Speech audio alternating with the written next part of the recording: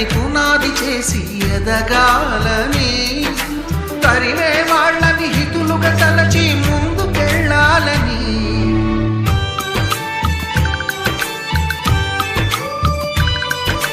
కన్నుల నీటిని కలల సాగుకై వాడుకోవాలని, కాచే నిప్పుని ప్రమిదగా మలచి కాంతి పంచాలని.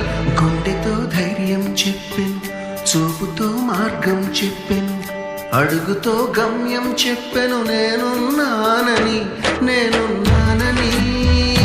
నీకేం కాదని, నిన్నటి రాతని